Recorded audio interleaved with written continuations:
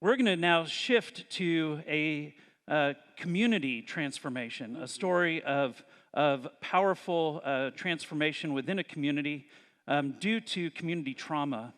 And so a good friend of mine and a colleague, the Reverend Mike Marsh, is here, and he is the rector, or the lead pastor for St. Philip's Episcopal Church in Uvalde, Texas. And I went to his church's website not too long ago, and they have a history of outreach, a history of partnering with their community, a history of being involved beyond their church walls and really working with the community, which I was very thrilled to see. And that's a neat testimony to me as an Episcopal priest, and it was so powerful to see that. That continues today in even a more powerful way as they are a year away from the tragedy that occurred there. And so with a warm welcome from San Antonio, please welcome to the stage and to the microphone the Reverend Mike Marsh.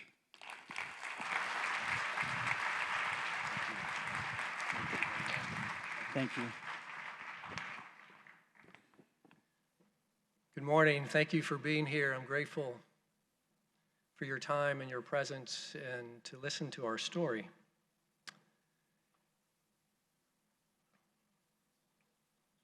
Get my slide. There.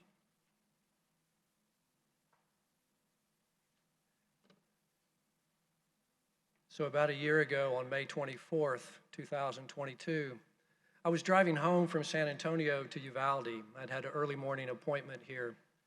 And as I was driving, I noticed more and more law enforcement cars were passing me. And then a little while later, my wife called and she said, they're saying something about a shooting at Rob's school, but they're not giving much information. And I kept driving and more cars passed, and ambulances and state troopers and unmarked cars. And she called again. She said, there's more. And she was crying. I was crying. And so I got home, and as soon as I got home, I received a call from an emergency room nurse who's a parishioner, and she said, could you come to the hospital? And then after that, I got a call from the director of social work at the hospital, and she said, would you come to the hospital? She's also a parishioner. And so this is Uvalde Memorial Hospital. I got there just about the time families and victims started arriving. And it was just chaos. And that's not a criticism. It's nobody's fault. It's just how it is. And there's a strange mix of silence and cries and prayers, questions that had no answers, tears. And I just kind of waited around through all of that, showing up, talking to people, listening. I accompanied a couple of families as they went to identify their child and stayed with them for a while. I was at the hospital until about 6 that night, and then they said, could you go to the Civic Center because everything's being moved over there? And so I went there and stayed with families as they awaited news of who they had found, their condition, trying to identify the victims. I left there about midnight that night. You know, and a couple of the questions that have remained with me through this time is, how do we get better? And how do we be together? And I know this, I know we're better together. I know it's not one question as opposed to the other, that you can't have one without the other. But I learned that in a new way. I experienced it in a deeper way. That we're always better together. And we know this.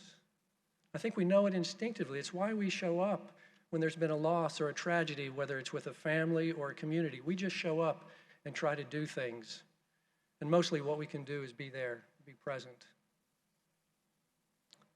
And from May 24th on, people across the state, the country, the world reached out to us. I mean, it almost became a full-time job for me and my secretary just to deal with the emails and the calls and the cards and the offers of help. Money was donated, gifts were sent. People showed up saying, "What can we do? What do you need us to do?" And people showed up for the community, and people showed up for me individually. I got an email from a priest named Peter. He said, "Welcome to the club you don't want to be a part of. I'm a priest that was at Sandy Hook. If you need anything, you want to talk, call me." I called pretty quick. We've met every month since then. Priest from Parkland did the same thing. People in this diocese, our diocese colleagues, would send a note and a card with a $100 check to my wife and I saying, "You all go out and have dinner and a glass of wine. Do something for yourself." After the shooting in Highland Park, a rabbi, Bruce, called. He said, "We had a shooting, you had a shooting. You want to talk about it?"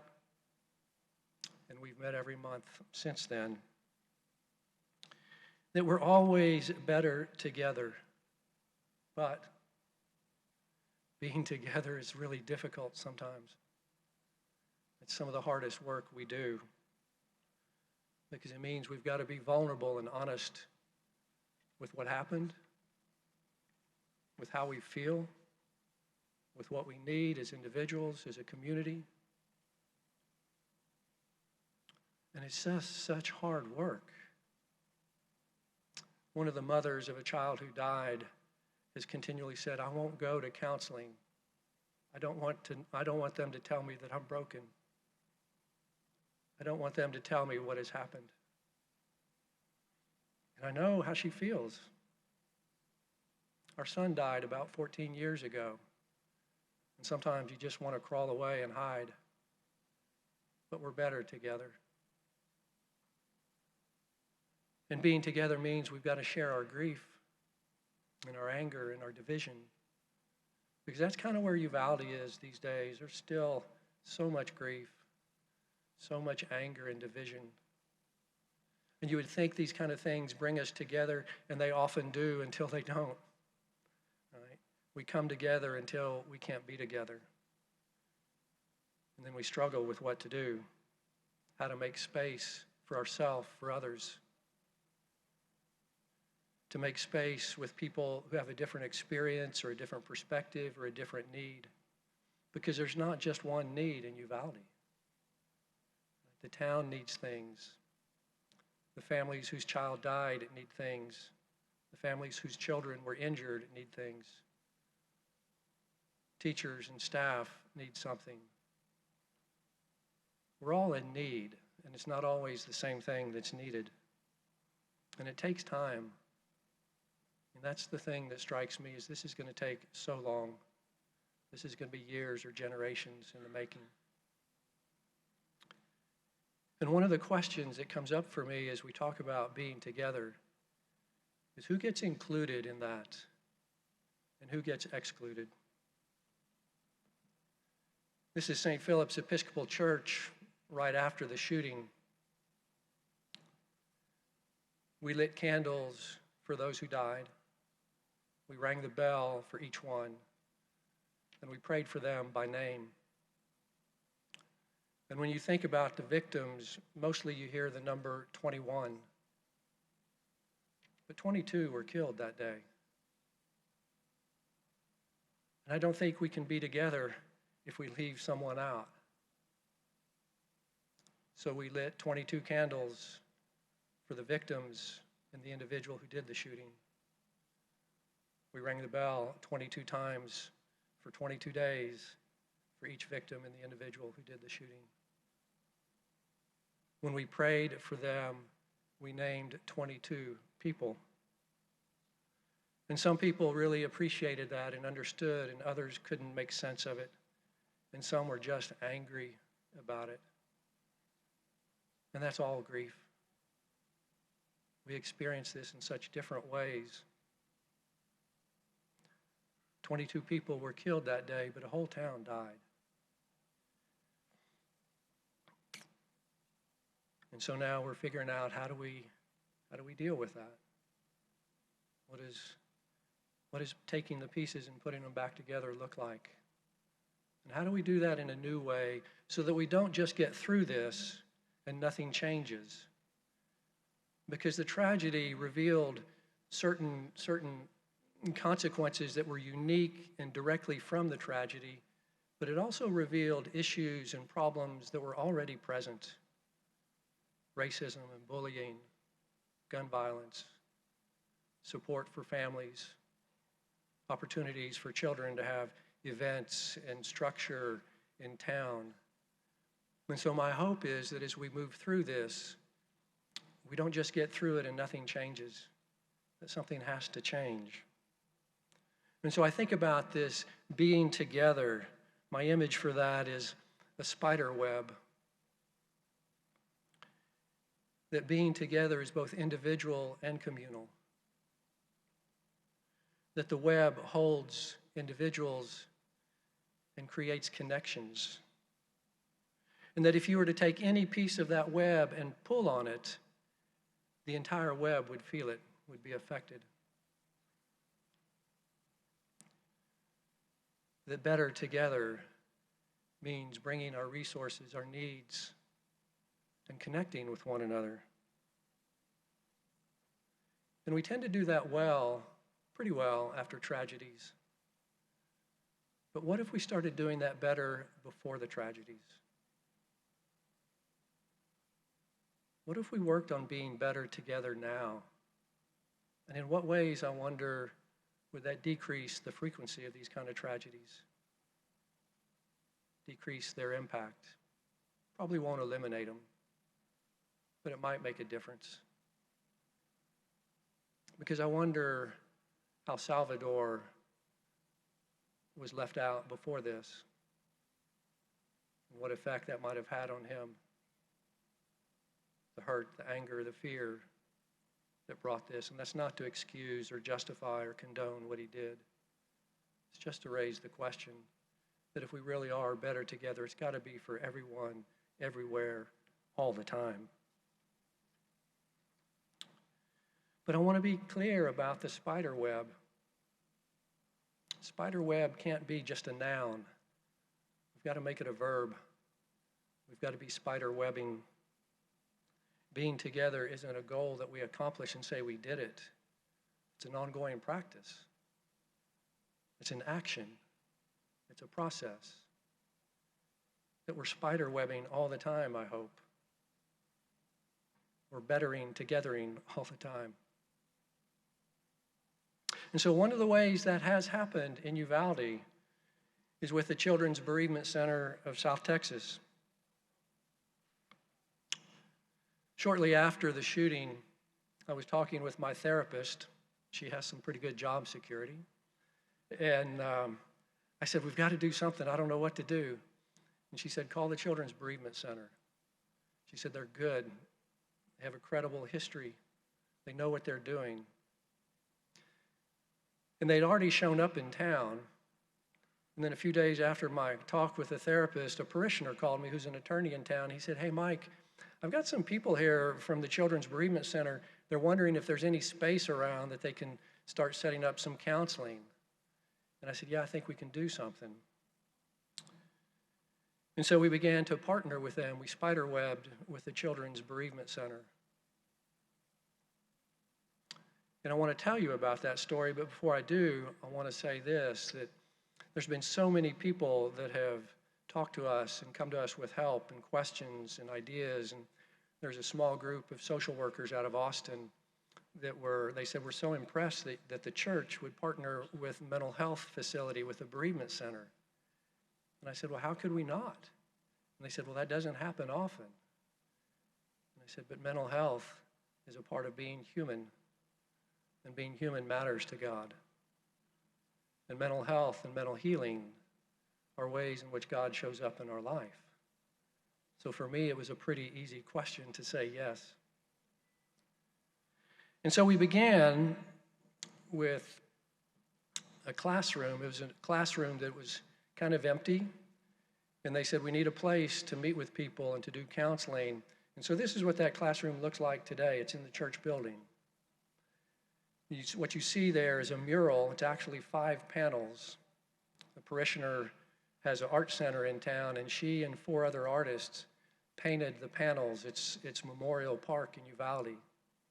The Bereavement Center said, we want a park setting for the kids to come in and sit before as we work with them. And they got bean bags and soft chairs, and then they got a table for the adults. But I've seen some adults catching time on the bean bags. And so they've done their work out of there for a while. And then they said, well, you know what? We need more space. We're going to be here for a while. And this is the Children's Bereavement Center in Uvalde at its grand opening on June 29th of this year. I think it's a picture of what better together looks like. It's a building that the church owns. It's next door to the church itself. It's on our property. But it didn't always look like that. Y'all have a junk drawer in your house? Ours is in the kitchen. And every time I open it, I think, what a mess. Most of the stuff in there, I don't know why it's there. I don't use it. And sometimes you go to open it and you pull and it won't go because it's shifted, right? And you got to shake it and rattle it to get it loose and open it up. This was our 4,000 square foot junk drawer. We had owned that building for years. It had been an art room and a music room for the school. It had been a youth room for high schoolers. It had been an outreach place where we gave away clothes and jackets and shoes and household items. But mostly it had been a storage and junk room. A year ago, that building looked like many of us felt. It was run down and sad and tired. Not much life to it. It was a building looking for life, for meaning and a purpose. And its future was a big question mark.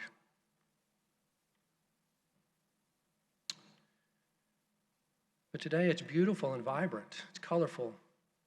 It's been renewed. It's filled with warmth and welcome, light and life. I see it as a sanctuary for healing and wholeness. And I think it stands as a symbol for transformation and hope. Because the process of remodeling that building, making it into what it is today, is a metaphor for what's happening in Uvalde, for what can happen, for what our future is. It shows us again what being together looks like. So that's the other side of it. How did it happen? It really just happened through spider webbing and making connections. Talking to my therapist, talking to my parishioner, talking to the bereavement center. All we really did is offer what we had and accept what we needed. We welcomed the goodness in the hearts of others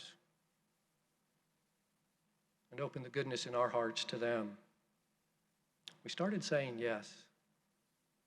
Yes to others, yes to ourselves, yes to Uvalde, yes to a future.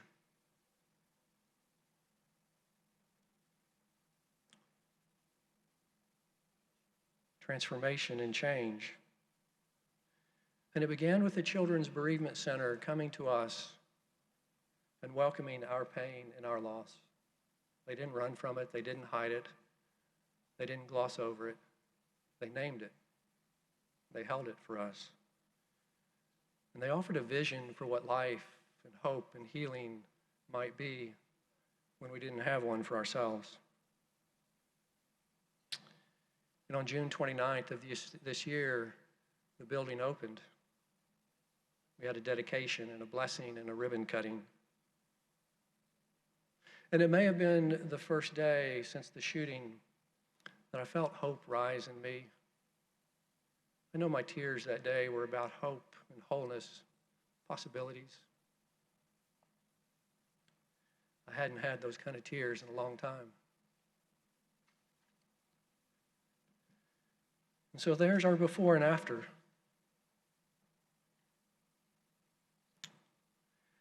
I showed the building to the project manager, architects, engineers, bereavement center people. When the overall project manager saw it, she says, "It looks like a Jiffy Lube." Well, it kind of was. It was an old mechanic's garage. You can see the big garage door on the side. There's another one on the back. Concrete floors that are uneven. Stone walls. Open beams in the ceiling. She told Marion, the director of the bereavement center, she said, "We can't do this by ourselves, but together we might be able to do something. Let me see what we can do." And that's when the spider webbing began. She said, "This is going to be a $350,000, $400,000 project to remodel it. The only thing that didn't change about that building was its location." And architects showed up, and engineers, contractors, artists, and they donated their time. They became a part of the web of healing. Suppliers donated materials. Organizations and volunteers went out and raised money. The city of Uvalde issued a proclamation of welcome and fast-tracked all the permit process. And then resurfaced the alley, the whole-filled alley next to the building for parking. Shortly after the tragedy, a retired counselor moved to Uvalde. She said, "I couldn't not come." And she moved there just a few weeks after her husband had died. She's now the director of the Uvalde Bereavement Center. But we never know what's going to happen when we offer, when we ask, when we let ourselves be a part of the spider webbing. Because I think that spider webbing is both about offering and receiving, and we all have things to offer, and we all have things we need to receive. That's how Better Together happens, I think. Spider webbing has a ripple effect. It enlarges and it expands. It invites others to participate and say yes. Let me give you some examples. There's an organization here in town that when they heard the bereavement center was opening a Uvalde center, donated a car to the bereavement center. San Antonio Spurs have showed up a couple of times to play basketball with the kids. And not just to play basketball, but to teach about loss and defeat. We have a sports court at St. Philip's. It's part of our school, and they played basketball out there.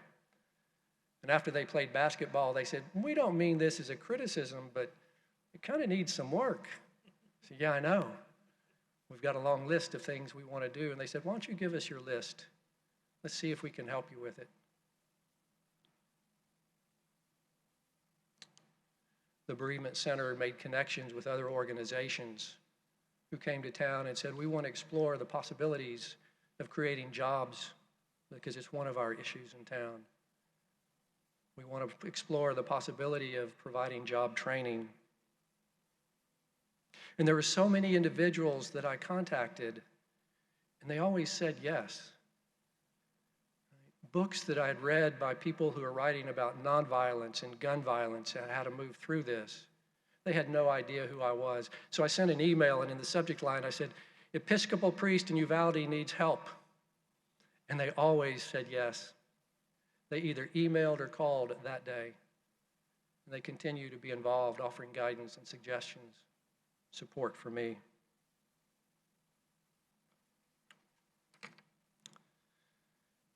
And it would be a mistake to think that all those projects, donations, gifts, are just something that was done. It's bigger than that. And it's the spider web of love and healing, of hope, of a new future.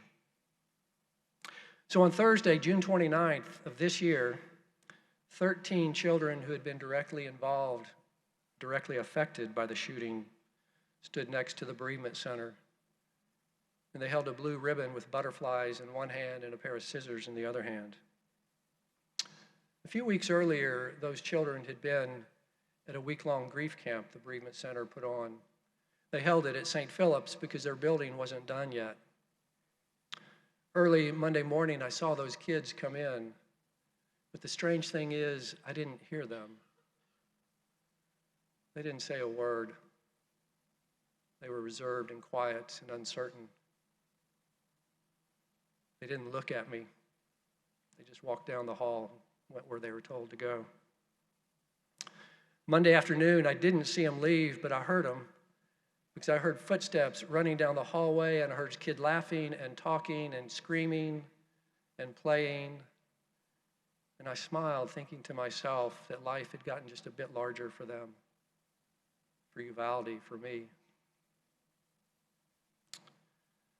So on June 29th of this year, on the count of 3, those 13 children cut the ribbon to open the building,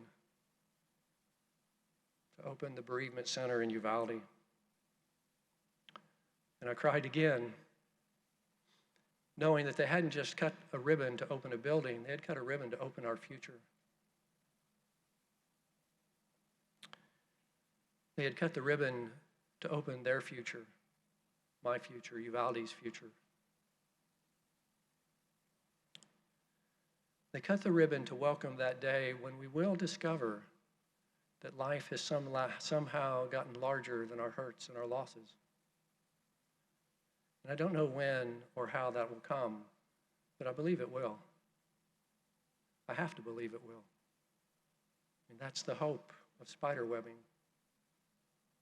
It's the faithfulness of God in the midst of our spider webs. That these 13 children stand as witnesses that we are always better together. And so as you look at your own life today, at your relationships, the context in which you're living or struggling, what is it you have to offer? Because we all have something to offer.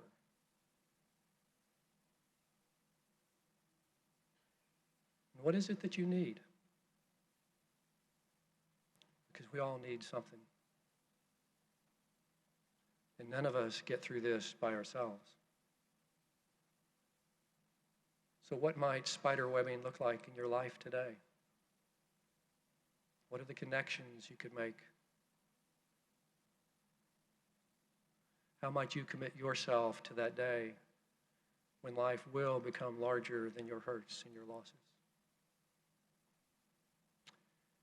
Thank you so very much for allowing me to be here. I'm grateful for this time and for you, for our life together, though we may not have met, and our participation in the great spider web of love and healing. Thank you.